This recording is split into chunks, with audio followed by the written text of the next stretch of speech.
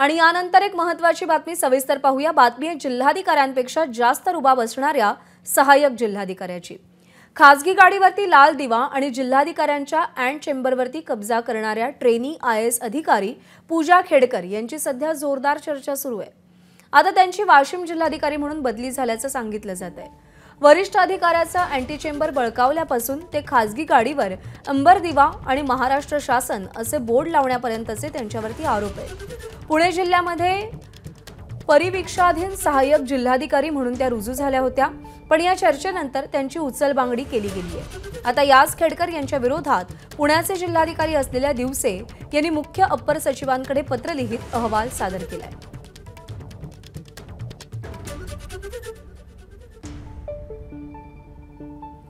मंदार गोंजारी आपले प्रतिनिधी सध्या आपल्या सोबत आहेत। मंदार, आत्मविश्वास म्हणायचा की अति आत्मविश्वास?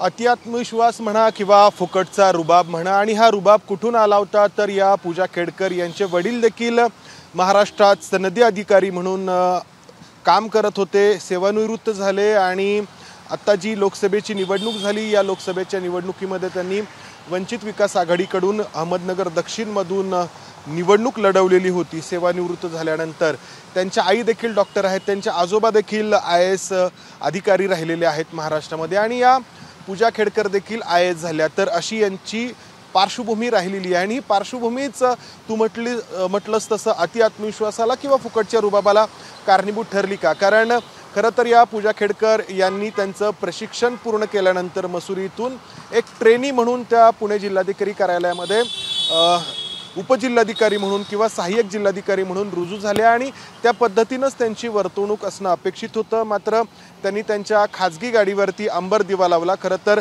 प्रशासनाकडून शासनाकडून जी त्यांना गाडी दिली जाते ती त्यांनी वापरणं अपेक्षित होतं।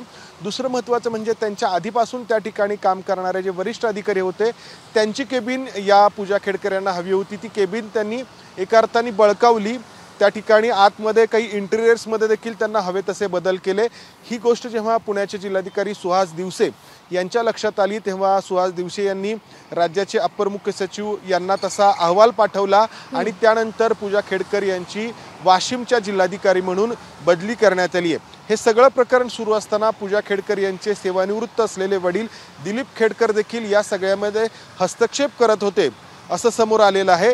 मात्र आता अप्पर मुख्य सचिवांनी पूजा खेडकर यांची बदली करून एका अर्थाने या प्रकरणावरती पडदा टाकण्याचा प्रयत्न केला आहे, परंतु पूजा खेडकर यांच्या कारकिर्दीची ही नुकतीच सुरुवात आहे आणि सुरुवातच ही अशा पद्धतीने झाल्याचं आपण पाहतो आहोत। प्रज्ञा। मंदार, धन्यवाद दिलेल्या सगळ्या सविस्तर माहितीसाठी।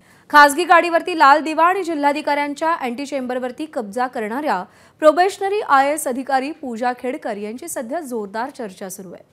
आता त्यांची वाशिमला प्रोबेशनरी IAS म्हणून बदली झाली आहे।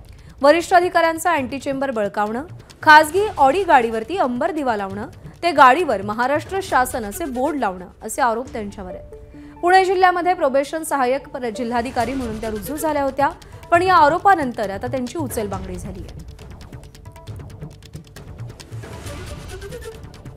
तर या डॉक्टर पूजा खेडकर नेमक्या कोण आहेत? ग्राफिक्सच्या माध्यमातून एक नजर टाकूया। पूजा या माजी सनदी अधिकारी दिलीप खेडेकर यांच्या कन्या आहेत। पूजा खेडेकर या 2023 बॅचच्या IAS अधिकारी आहेत। जूनमध्ये प्रशिक्षणार्थी म्हणून पुणे जिल्ह्यात त्यांची नियुक्ती झाली। नियुक्तीपासूनच पूजा खेडेकरांच्या जिल्हाधिकाऱ्यांकडे वेगवेगळ्या मागण्या सुरू झाल्या। पूजा खेडकरांचे आजोबा जगन्नाथराव बुधवंत हे सुद्धा IAS अधिकारी होते। पूजा खेडकरांची आई डॉक्टर मनोरमा खेडकर भालगावच्या सरपंच आहेत। नमस्कार। मन सुद्धा तुझं ही वेगळ्याच प्रकारची मालिका तुम्हा सगळ्यांना खूप आवडली होती। याचा दुसरा सीझन कधी येणार अशी विचारणा झाली। प्रतीक्षा संपली आहे मित्रांनो, येतोय मन सुद्धा तुझाचा दुसरा सीझन। होई मन सुद्धा